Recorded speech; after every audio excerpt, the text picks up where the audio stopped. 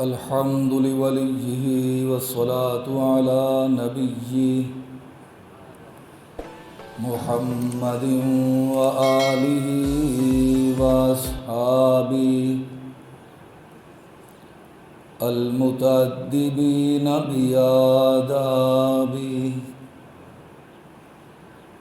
أما بعد فأعوذ بالله من الشيطان الرجيم. بسم الله الرحمن الرحيم. يا أيها الذين آمنوا كتب عليكم الصيام كما كتب على الذين من قبلكم لعلكم تتقون. صدق اللہ العظیم. بلند آواز سے درود پاک پڑھ لیں.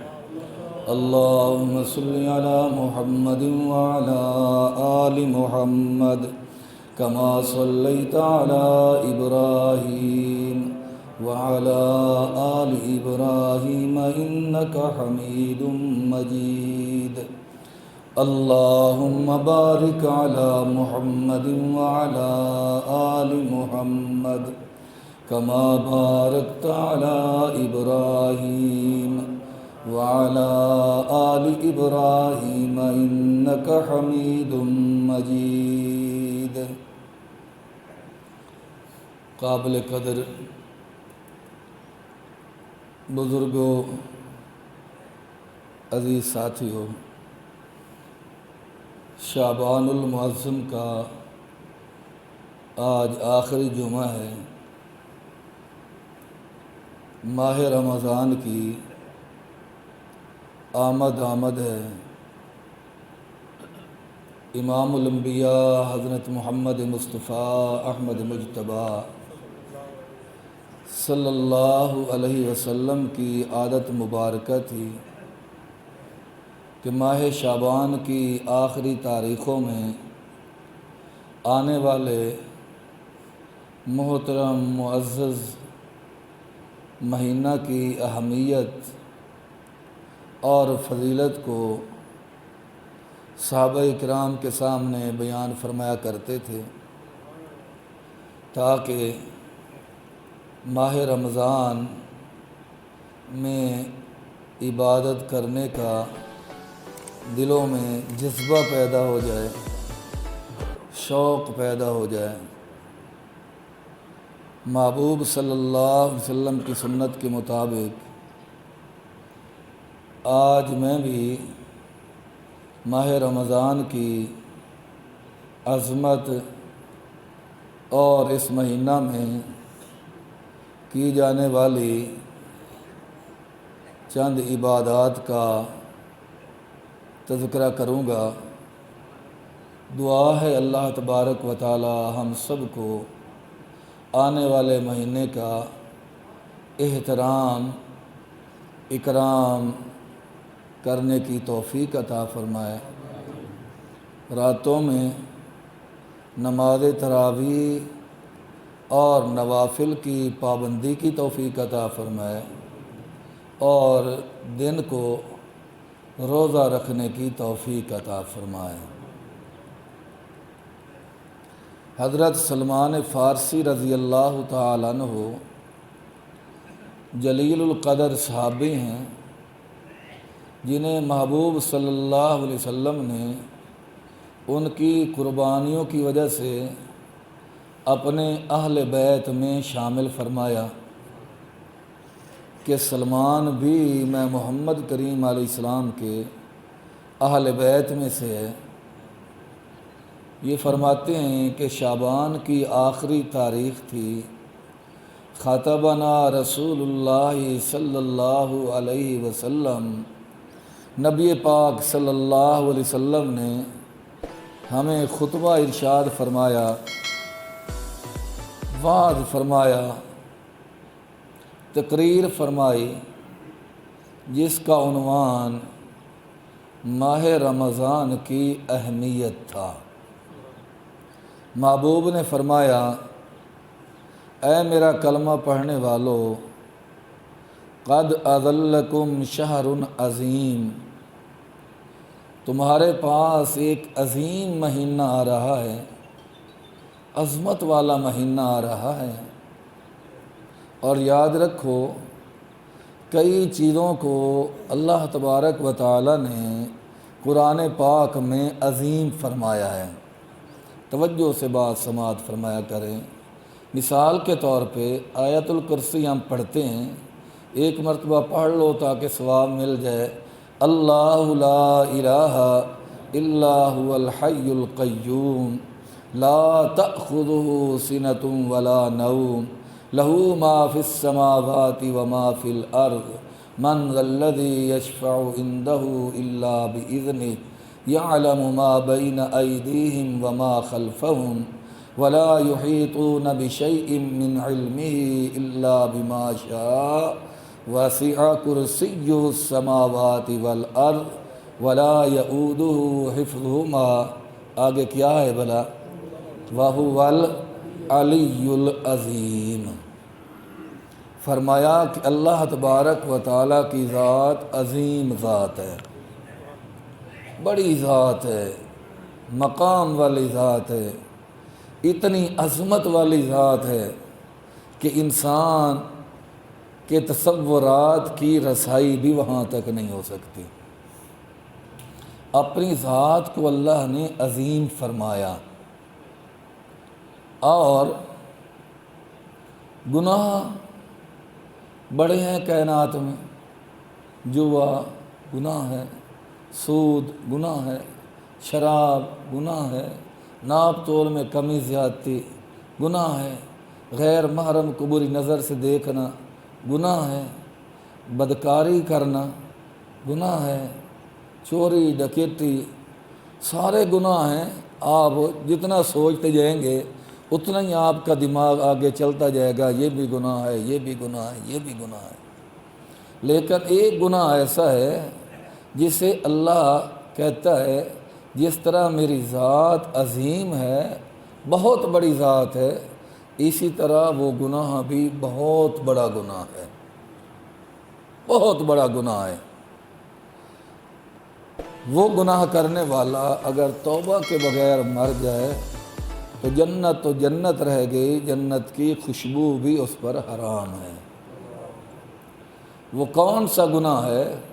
اللہ قرآن پاک میں فرماتے ہیں، ان الشرک لظلم عظیم۔ اپنی ذات کے لیے فرمایا وَهُوَ العلی العظیم، اور شرک کا جو گناہ ہے اس کے لیے فرمایا ان الشرک لظلم عظیم۔ جس طرح میرے مقام کا اندازہ نہیں لگایا جا سکتا، اس طرح شرک کے بدلے کتنا عذاب ملے گا اس عذاب کا اندازہ بھی نہیں لگایا جا سکتا۔ ایک اور تیسری چیز بھی ہے جس کو اللہ کا قرآن عظیم کہتا ہے، وہ کیا ہے؟ نون والقلم وما یسطرون ما انت بنعمت ربک بمجنون وَإِنَّ لَكَ لَأَجْرًا غَيْرَ مَمْنُونٍ وَإِنَّكَ لَعَلَىٰ خُلُقٍ عَظِيمٍ۔ وَإِنَّكَ لَعَلَىٰ خُلُقٍ عَظِيمٍ۔ میرے محبوب محمد الرسول اللہ صلی اللہ علیہ وسلم کا اخلاق بھی عظیم ہے، اخلاق بھی عظیم ہے۔ یہ اخلاق نہیں کہ لوگ پتھر مار رہے ہیں، یہ دعائیں دے رہے ہیں، لوگ مجنوں کہہ رہے ہیں اور آپ دعائیں دے رہے ہیں، لوگ جادوگر کہہ رہے ہیں اور آپ دعائیں دے رہے ہیں۔ یہودی نے بستر مانگا، رات کو سویا اور بول براد نکل گیا، محبوب کا بستر خراب ہو گیا۔ یہودی پریشان ہو کے واپس دوڑتا ہے، پھر واپس آتا ہے، اپنی تلوار اٹھا کر لے آؤں تو کیا دیکھتا ہے؟ آمنہ کے لال صلی اللہ علیہ وسلم اس کے خراب کیے بستر کو دھو رہے تھے اپنے ہاتھوں سے۔ اب یہودی دوڑنے لگا واپس، محبوب نے فرمایا یار دوڑنا، جو کچھ ہو گیا، تیری تلوار رہ گئی، اپنی تلوار لے جا، بستر میں محمد پاک صلی اللہ علیہ وسلم خود دھو لوں گا۔ اب وہ قدموں میں گرا اور آ کر کہنے لگا، محبوب آپ نے ناپاک بستر نہیں دھویا، میرا ناپاک دل دھو دیا، اب میں آپ کے قدموں سے دور ہوں تو کیسے ہوں، کہاں جاؤں، ہوئے صیاد سے مانوس اس قدر، اب تو رہائی بھی ملے تو مر جائیں گے۔ اب تو پنجرے کا دروازہ کھول بھی دیا جائے تو قیدی پرندہ باہر نہیں جاتا، وہ سمجھتا ہے کہ میری حفاظت پنجرے کے اندر ہے، باہر نکل جاؤں گا تو میں شکار ہو جاؤں گا۔ تو رب نے فرمایا انک لعلی خلق عظیم، میری ذات بھی عظیم، میرے محبوب کے اخلاق بھی عظیم، اور شرک بھی عظیم گناہ ہے، بڑا گناہ ہے۔ اور ماہ رمضان کے متعلق محبوب صلی اللہ علیہ وسلم نے فرمایا وَهُوَ شَهْرٌ عظیم، یہ عظیم مہینہ تمہارے اوپر آ رہا ہے۔ سال کے بلا کتنے مہینے ہوتے ہیں؟ 12 محرم، صفر، ربیع الاول، ربیع الثانی، جمادی الاول، جمادی الثانی، رجب، شعبان، رمضان، شوال، ذی-القعدہ، ذی الحج، 12 مہینے سال کے ہوتے ہیں۔ قرآن کہتا ہے ان عدت الشہور عند اللہ 12 شہرا فی کتاب اللہ، لوح محفوظ میں میں نے مہینوں کی تعداد 12 ہی لکھی ہے، لیکن 12 مہینوں میں سے آپ کو الحمد سے لے کر والناس تک پورے قرآن پاک میں کسی مہینے کا نام نہیں ملے گا، کسی مہینے کا، کہ اللہ نے کسی کو شوال کہا ہو، کسی کو ذی-القعدہ کہا ہو، کسی کو ذی الحج کہا ہو، کسی کو محرم کہا ہو، کسی کو صفر کہا ہو، کسی کو شعبان کہا ہو، کسی کو رجب کہا ہو، کسی مہینے کا نام قرآن پاک کے اندر نہیں ہے۔ ایک مہینے کا نام ہے، دوسرا پارہ شہر رمضان الذی انزل فیہ القرآن، جس مہینے کا نام قرآن پاک میں آ گیا اس مہینے کا نام ہے رمضان۔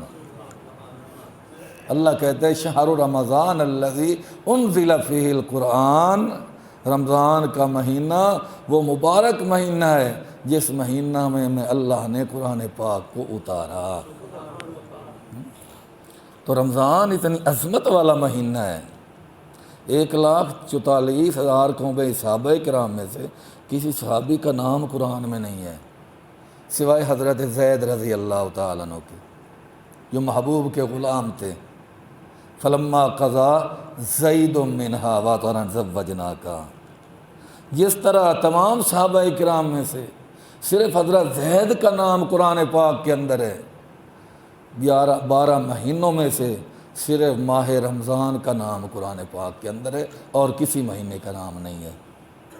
رمضان کا لفظ دیکھ لیں کتنے حرف بنتے ہیں، را، میم، رم، ضاد، رمز، الف، رمضا، نون موقوف، رمضان، 5 حرف آئے تو رمضان کا لفظ بن گیا۔ محبوب سبحانی شیخ عبد القادر جیلانی کہلو رحمۃ اللہ علیہ غنیت الطالبین میں فرماتے ہیں کہ اللہ نے جو اس مہینے کے نام کے لیے را، میم، ضاد، الف، نون کا انتخاب کیا ہے، اس میں بھی ایک حکمت ہے۔ وہ کیا ہے؟ فرماتے ہیں رمضان کی جو را ہے نا، را، اس را سے مراد ہے رحمت، اور پھر را کے آگے آ گئی میم، میم سے مراد ہے مغفرت، آگے آ گیا ضاد، ضاد سے مراد ہے جنت کی ضمانت، آگے آ گیا الف، الف سے مراد ہے الفت، انس، اور آگے آخر میں آ گیا نون، نون سے مراد ہے نورانیت۔ تو شیخ عبد القادر جیلانی رحمۃ اللہ علیہ فرماتے ہیں کہ جو آدمی اللہ کی رحمت کا طلبگار ہے رمضان میں رب کو یاد کرے۔ اللہ تبارک و تعالیٰ کی مغفرت چاہتا ہے تو ماہ رمضان میں خاص طور پہ اللہ کو راضی کرنے کی کوشش کرے۔ جو چاہتا ہے کہ مجھے جنت کی ضمانت مل جائے، مرنے کے بعد سیدھا جنت ہی چلا جاؤں، تو فرمایا ماہ رمضان کو عبادت میں گزار لے۔ اور جو الفت سے مراد، الف سے مراد الفت ہے، جو چاہتا ہے میرے گھر میں آپس میں الفت، میرے اولاد میں الفت محبت ہو، ماں باپ میں الفت محبت ہو، میاں بیوی میں الفت محبت ہو، پورے گھر میں محبت ہی محبت ہو، صرف گھر میں نہیں، رسول اللہ بھی مجھ سے الفت فرمائے اور خود اللہ بھی مجھ سے الفت فرمائے، پھر وہ ماہ رمضان میں اپنے روٹھے مولا کو منا لے۔ اور نون سے مراد ہے نورانیت۔ اگر ماہ رمضان میں اللہ کی یاد نصیب ہو گئی، ایسی نورانیت قیامت کے دن اللہ عطا فرمائے گا جس نورانیت سے پہچانا جائے گا کہ آمنہ کے لال حضرت محمد مصطفیٰ احمد مجتبیٰ صلی اللہ علیہ وسلم کا امتی آ رہا ہے۔ تو رمضان ایسا مہینہ ہے جس کا نام لے کر اللہ نے اس کی فضیلت بیان فرمائی ہے۔ شہر مہینہ رمضان، رمضان کا الذی وہ ہے انزل نازل کیا گیا فیہ جس میں قرآن، اللہ کا قرآن، یعنی اللہ نے بتلا دیا کہ رمضان کو فضیلت ملی کس وجہ سے؟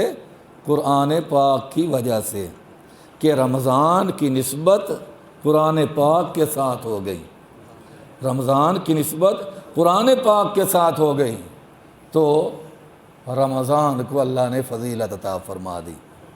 بات توجہ سے سننا، رمضان بھی شان والا، قرآن بھی شان والا، لیکن چونکہ رمضان کو عظمت ملی قرآن کی وجہ سے، رمضان کو عظمت ملی قرآن پاک کی وجہ سے، آپ کو قرآن پاک آگے آگے نظر آئے گا، ماہ رمضان پیچھے پیچھے نظر آئے گا۔ آپ کہیں گے وہ کیسے؟ تو امید غالب ہے کل نہیں تو پرسوں اتوار کو روزہ ہوگا۔ اگر پرسوں روزہ بنتا ہے، تراویح ہم کل رات پڑھیں گے یا پرسوں رات پڑھیں گے؟ رمضان شریف کا روزہ تو ہم نے پرسوں رکھنا ہے، لیکن تراویح ہم نے کل رات پڑھنی ہے، اور تراویح میں کیا پڑھنا ہے؟ قرآن پاک پڑھنا ہے نا۔ تو پتہ چلا قرآن آگے آگے اور ماہ رمضان پیچھے پیچھے۔ پہلے قرآن پاک پڑھیں گے، قرآن پاک سنیں گے، پھر آگے روزہ رکھیں گے۔ شہر رمضان الذی انزل فیہ القرآن، تو جس چیز کی نسبت اللہ کے قرآن کے ساتھ ہو جائے اس چیز کو عظمت مل جاتی ہے، اس چیز کو رفعت مل جاتی ہے۔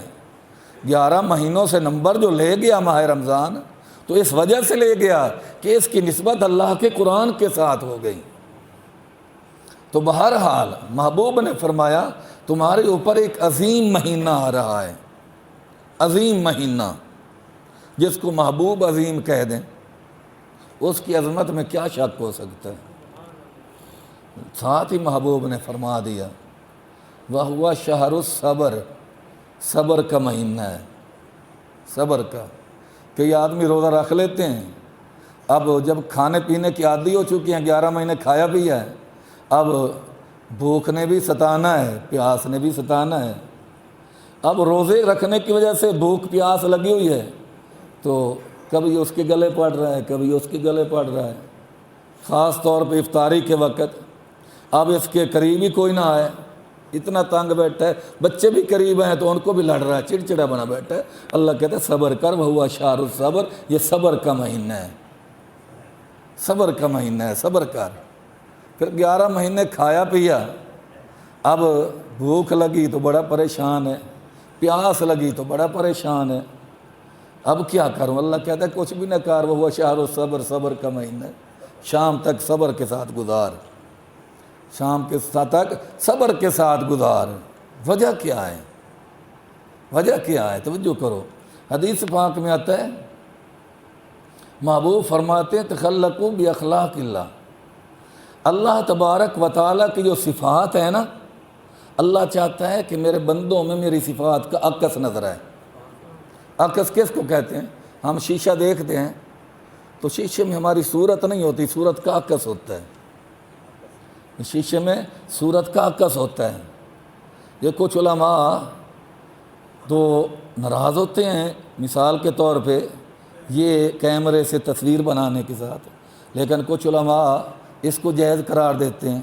اور جائز کیوں قرار دیتے ہیں؟ وہ کہتے ہیں کہ اس میں تصویر نہیں، اس میں چہرے کا عکس آتا ہے۔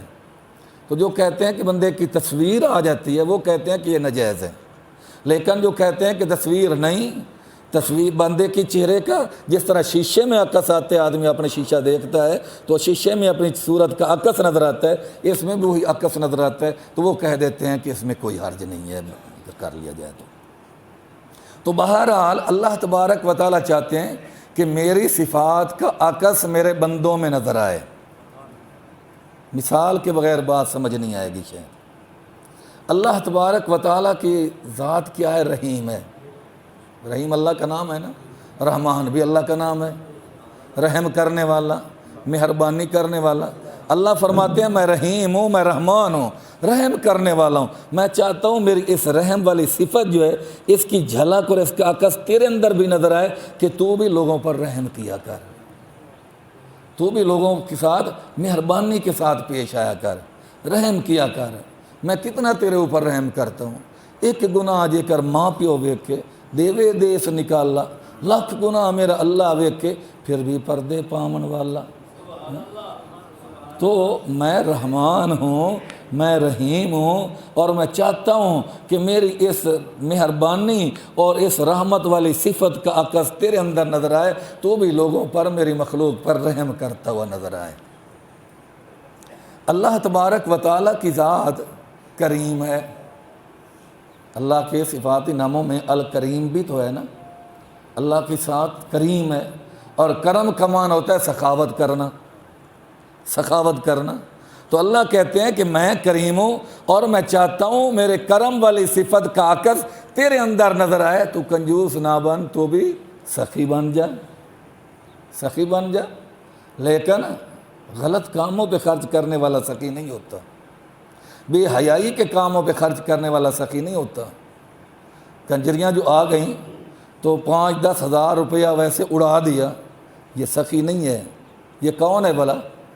قرآن سے پوچھ لیتے ہیں۔ قرآن کہتا ہے ان المبذرین کانوا اخوان الشیاطین۔ یہ فضول خرچی کرنے والا ہے، اور فضول خرچی کرنے والا شیطان کا بھائی ہے۔ کنجریوں پہ اڑانا، ناجائز خرچ کرنا، اس کو سخاوت نہیں کہتے۔ وہ تو اتنا کریم ہے، وہ کہتا ہے اگر تجھے کوئی غریب مسکین نہیں بھی ملتا تو اپنے بیوی بچوں پہ خرچ کر، تب بھی میں تجھے صدقے کا ثواب عطا کر دوں گا۔ اب کتنا کرم ہے، کتنا سخی ہے کہ میں جب میرا نکاح ہوا، ایجاب و قبول ہوا، خرچہ تو اسی وقت میرے پلے پڑ گیا کہ اب میں نے بیوی کا کپڑا بھی میرے ذمے ہے، بیمار ہو جائے علاج معالجہ بھی میرے ذمے ہے، اس کے لیے رہائش کے لیے مکان بھی میرے ذمے ہے، سب کچھ میرے ذمے پڑ گیا۔ جب میں نے کہا تھا کہ میں نے اپنے لیے قبول کر لی، سب کچھ پڑ گیا، لیکن اس کے باوجود اللہ کہتا ہے تو اب بھی اس پہ خرچہ کرے گا تو باوجود اس کے کہ تو اپنا فرض ادا کر رہا ہے، لیکن اس کے بدلے بھی میں خدا تجھے صدقے کا ثواب عطا فرماؤں گا۔ بیٹا تیرا ہے، بیٹی تیری ہے، اب ان کو تنگ تو دیکھ ہی نہیں سکتا، باپ نہیں دیکھ سکتا اپنی اولاد کو تنگ، پریشان نہیں دیکھ سکتا۔ باپ نے اگر ہمت ہے تو اولاد پہ خرچ کرنا ہی کرنا ہے، لیکن آمنہ کے لال صلی اللہ علیہ وسلم فرماتے ہیں تو اپنی اولاد بیٹے کو بیٹی کو کھلائے گا پلائے گا، اچھے کپڑے لے کر دے گا، تو تب بھی میں تجھے صدقے کا ثواب عطا فرما دوں گا۔ تو میں نے عرض یہ کیا کہ اللہ تبارک و تعالیٰ کی ذات کریم ہے، سخی ہے، اور اللہ چاہتا ہے میری سخاوت والی صفت کا عکس میرے بندوں میں نظر آئے، میرے مہربانی والا عکس میرے بندوں میں نظر آئے، میرے رحیم ہونے کا عکس میرے بندوں میں نظر آئے۔ اللہ کا ایک نام کیا ہے ستار العیوب۔ کیا نام ہے؟ ستار العیوب، عیبوں پہ پردے ڈالنے والا۔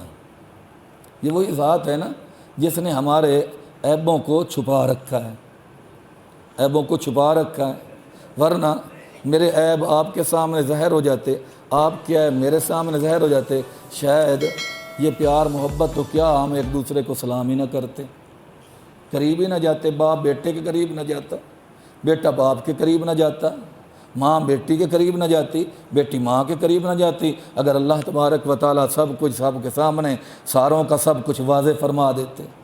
لیکن اللہ کی ذات کیا ہے؟ ستار العیوب، پردوں عیبوں پہ پردے ڈالنے والی۔ تو اللہ فرماتے ہیں جب میں عیبوں پہ پردے ڈالنے والا ہوں تو میری اس صفت کا عکس بھی تمہارے اندر نظر آنا چاہیے۔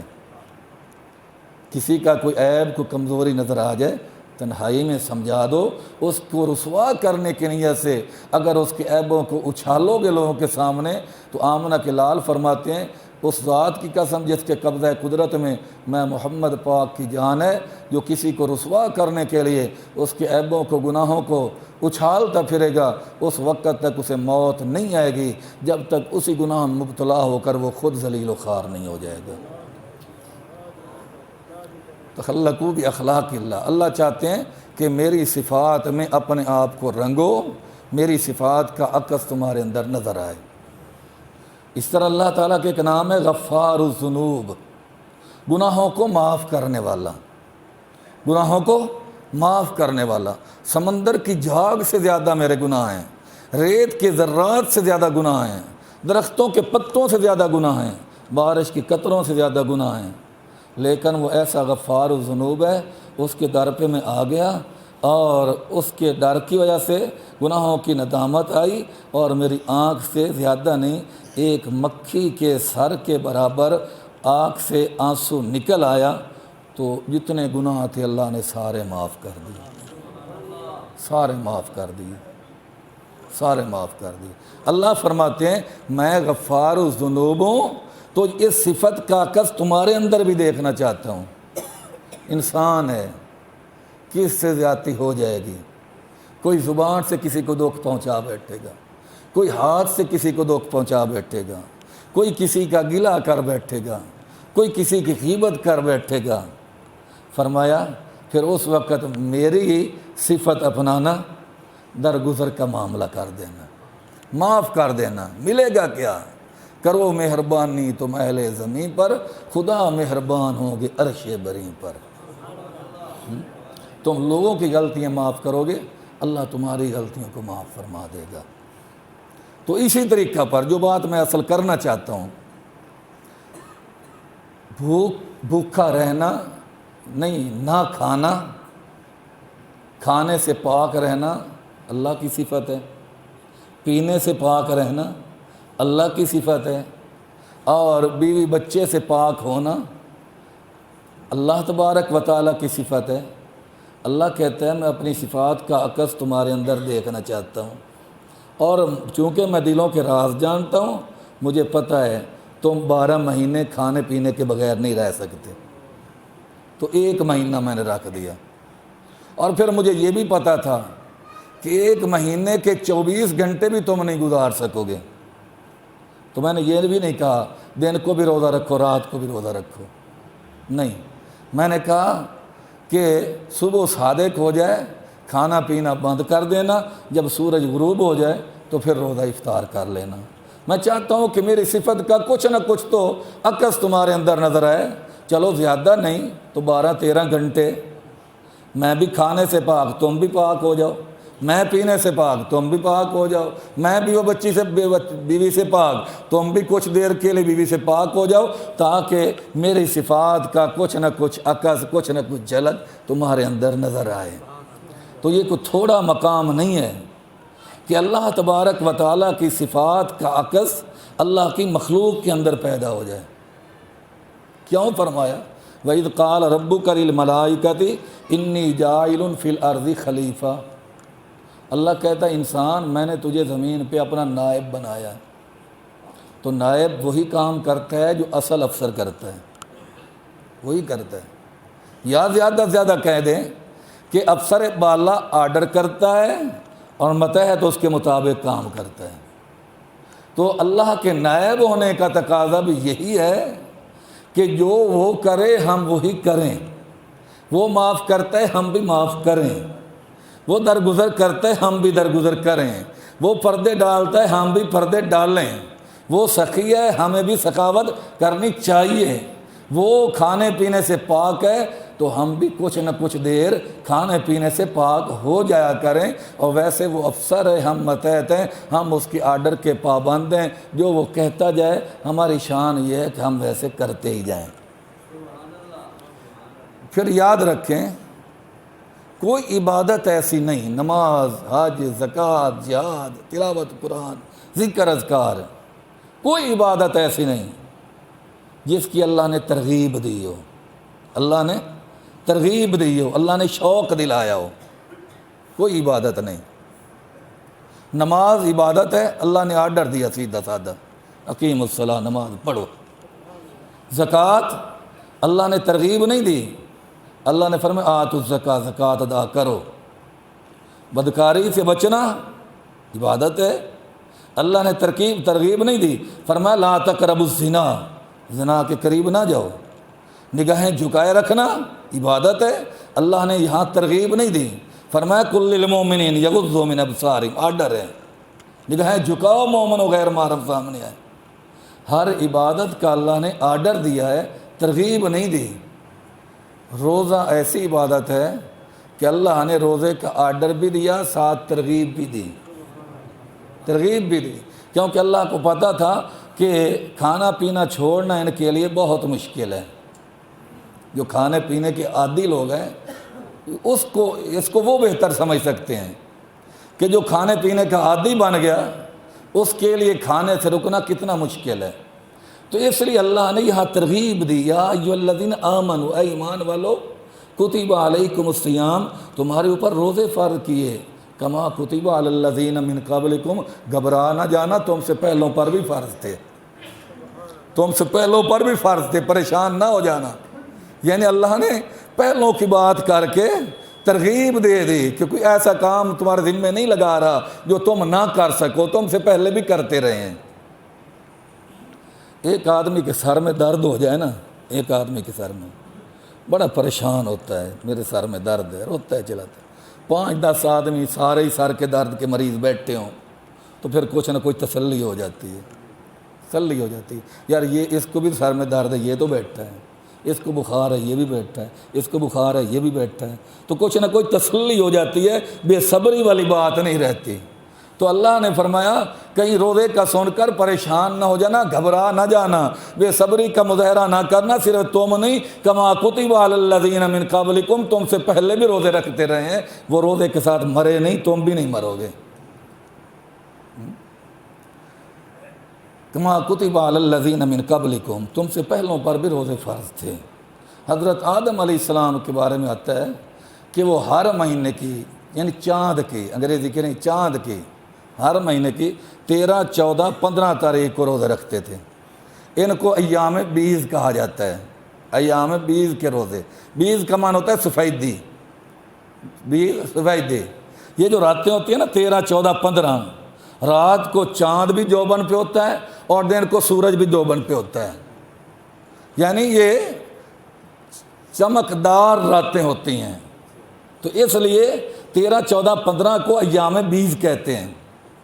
حضرت آدم علیہ السلام ان دنوں میں روزہ رکھا کرتے تھے، 3 دن ہر مہینے کے، اس کی وجہ بھی لکھی ہے۔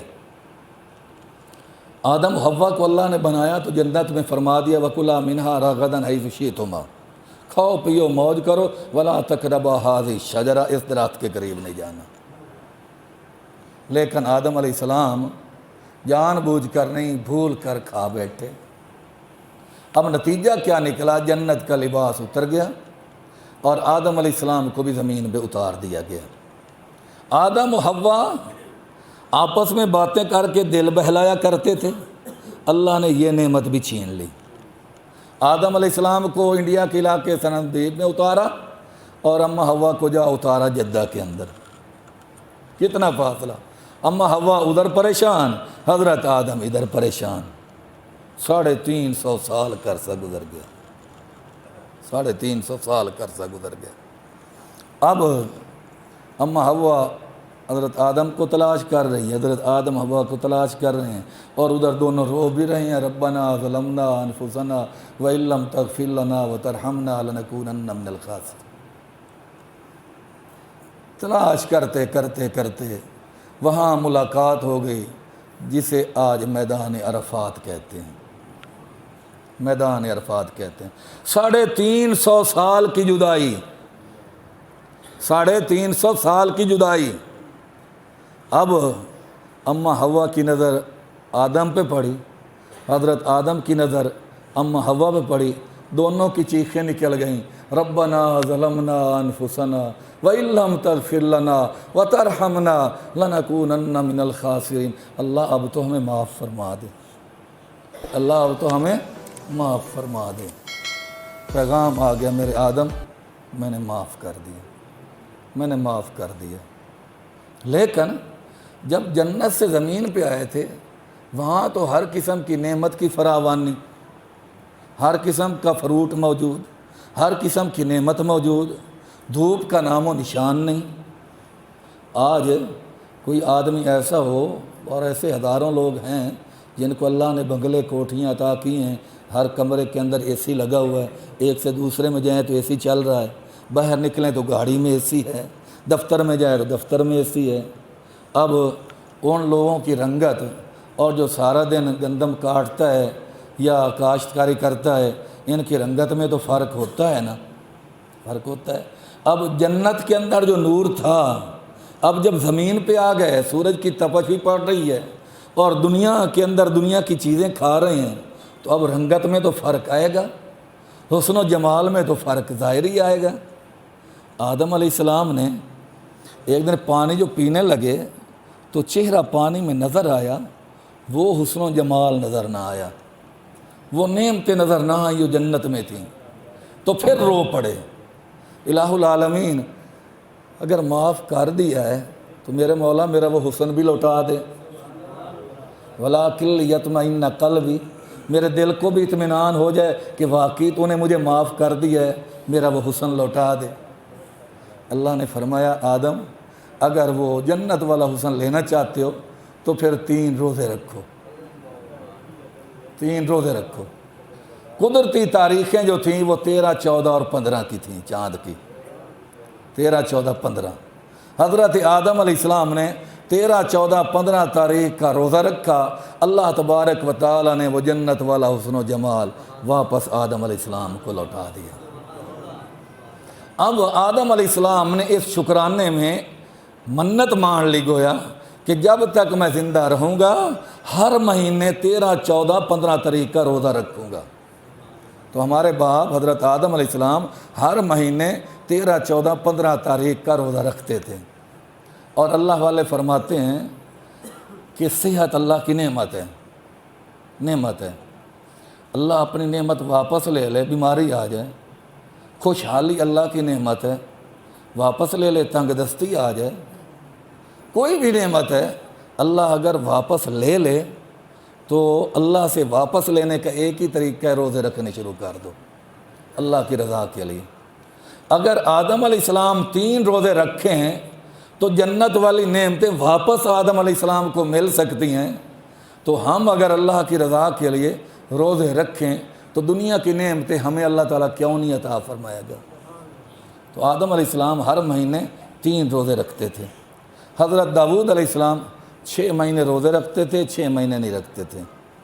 حضرت موسیٰ کلیم اللہ کی امت 40 دن روزے رکھا کرتی تھی، اور اسی طریقہ پر حضرت عیسیٰ علیہ السلام نے اپنی امت کو سال میں 2 مہینے روزے رکھنے کے لیے آرڈر دیا ہوا تھا، اور وہ رکھتے تھے۔ اب بھی کئی عیسائی رکھتے ہیں 2 مہینوں کے روزے۔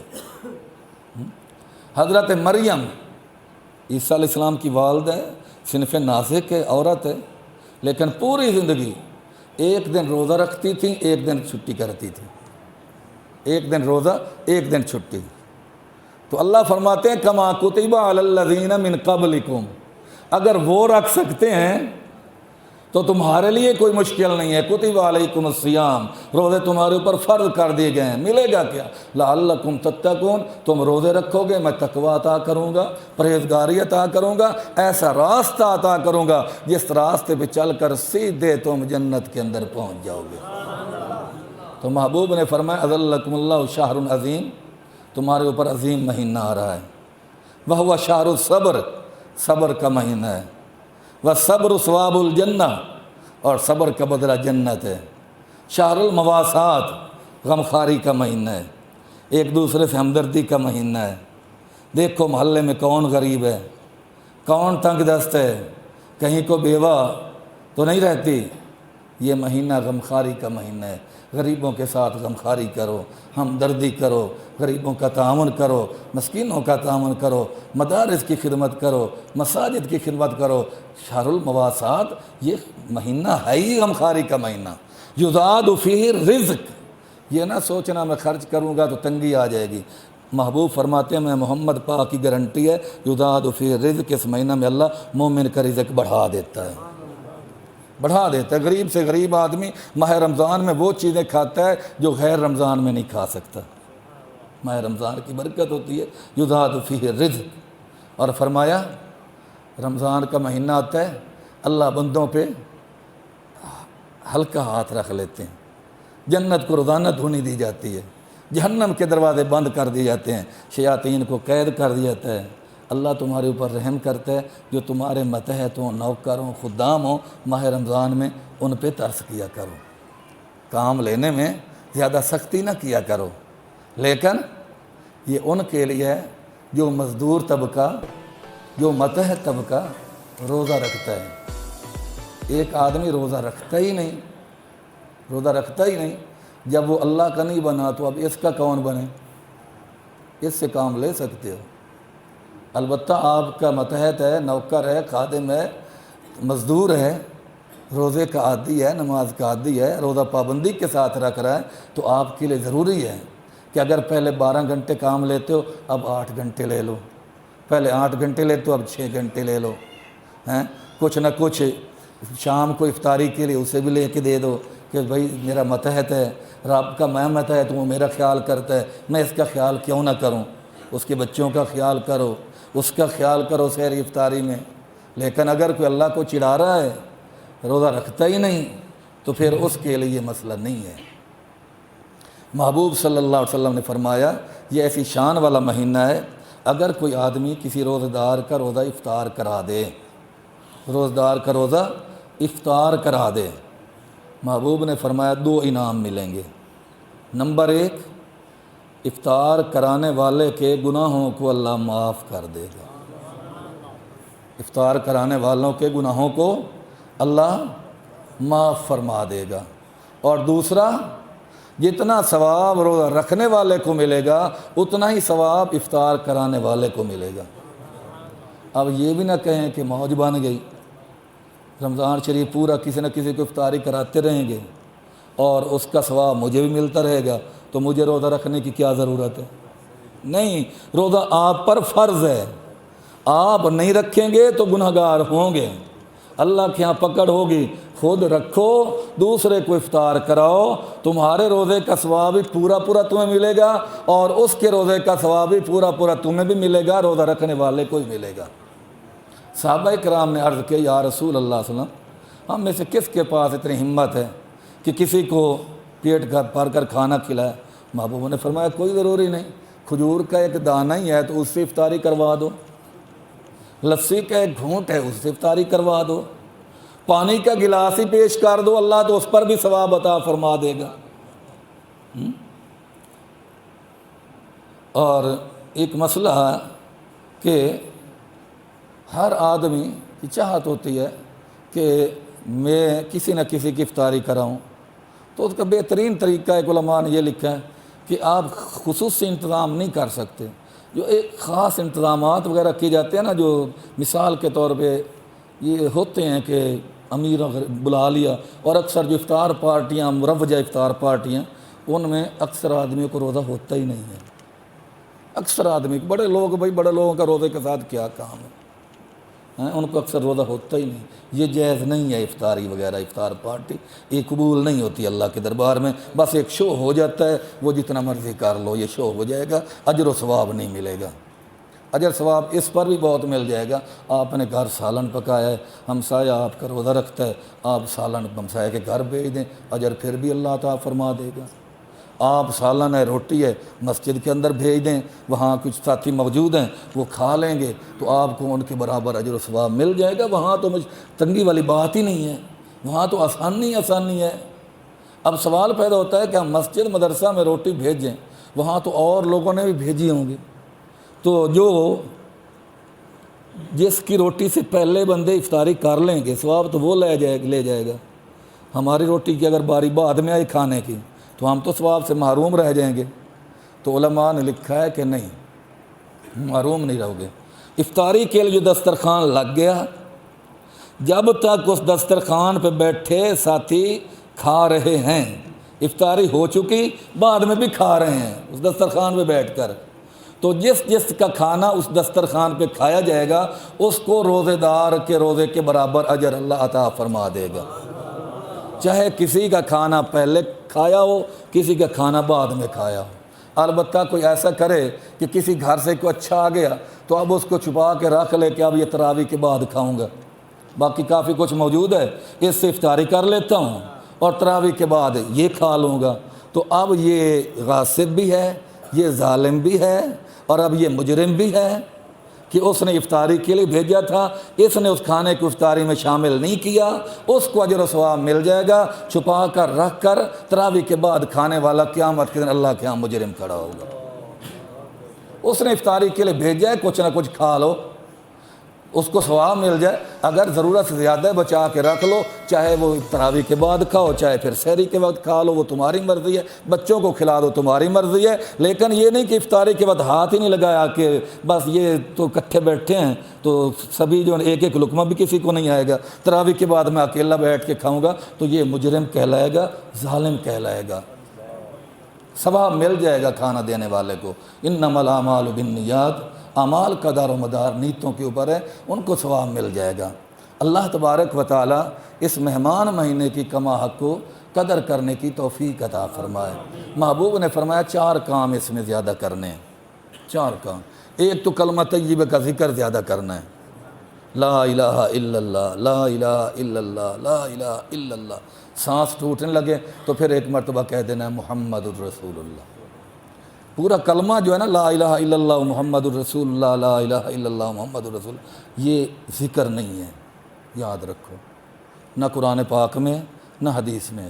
محبوب نے حدیث پاک میں کیا فرمایا؟ افضل الذکری لا الہ الا اللہ۔ نبی پاک نے یہ نہیں فرمایا افضل الذکری لا الہ الا اللہ محمد الرسول اللہ، محبوب نے فرمایا افضل الذکری لا الہ الا اللہ۔ تو ذکر جو ہے وہ لا الہ الا اللہ ہے، آگے محمد الرسول اللہ یہ ذکر نہیں ہے، یہ انسان کا عقیدہ ہے، یہ انسان کا عقیدہ ہے، اس کو پڑھے بغیر انسان مسلمان نہیں ہو سکتا، مومن نہیں ہو سکتا، لیکن ذکر میں شامل نہیں ہے۔ ایک مرتبہ برکت کے لیے پڑھ لیا کریں، جب سانس ٹوٹنے لگے تو لا الہ الا اللہ محمد الرسول اللہ برکت کے لیے پڑھ لیا کریں کہ اس رسول اللہ کے طریقے پہ میں سب کچھ کر رہا ہوں، جن کے طریقہ میں دنیا آخرت کی کامیابی ہے، اور جن کے طریقے سے آدمی ہٹ جائے دنیا میں برباد ہو جاتا ہے، آخرت میں برباد ہو جاتا ہے۔ کلمہ طیبہ کی کثرت، اور دوسرا استغفار کی کثرت، زبان سے نہیں صرف استغفر اللہ استغفر اللہ استغفر اللہ، دل کو پتہ ہی نہ ہو، گناہوں کی ندامت ہو، اللہ کے عذاب کا ڈر ہو، اللہ کی نافرمانی کا ڈر ہو، اور پھر آدمی کہے استغفر اللہ استغفر اللہ، میری توبہ میرے مولا، سب گناہوں سے توبہ، اللہ میری توبہ کو قبول فرما۔ استغفار کی کثرت کا مطلب یہ ہے کہ توبہ کی کثرت کی جائے، اس مہینے میں خاص طور پہ توبہ کی کثرت کی جائے، گزشتہ گناہوں کی معافی مانگی جائے۔ اور تیسری چیز ہے جنت کی طلب، رو رو کر اللہ سے پورا مہینہ کیا مانگ رہے ہیں؟ اللہ ہمیں جنت الفردوس عطا فرما۔ اپنے فوت شدگان کے لیے مانگو، بھائی بہنیں، ماں باپ، عزیز و اقارب، رشتہ دار جتنے دنیا سے چلے گئے، اس کی رحمت بڑی وسیع ہے، ان کے لیے دعا مانگو، اللہ انہیں جنت عطا فرما۔ چوتھی چیز، اللہ ہم سب کی جہنم سے حفاظت فرما۔ کلمہ طیبہ کی کثرت، استغفار کی کثرت، جنت کی طلب، جہنم سے پناہ۔ اور اہل اللہ فرماتے ہیں ایک پانچویں چیز بھی ہے، اور وہ درود پاک کی کثرت۔ کثرت سے آمنہ کے لال وسلم پہ درود پاک بھی پڑھا کریں۔ محبوب نے فرمایا یہ عظیم مہینہ، اس کی راتوں کے قیام کو اللہ نے اپنے قرب کا ذریعہ بنایا ہے، دن کے روزے کو اپنی رضا کا ذریعہ بنایا ہے۔ رات کے قیام سے مراد نماز تراویح ہے۔ پڑھیں گے انشاءاللہ پورا مہینہ پابندی کے ساتھ۔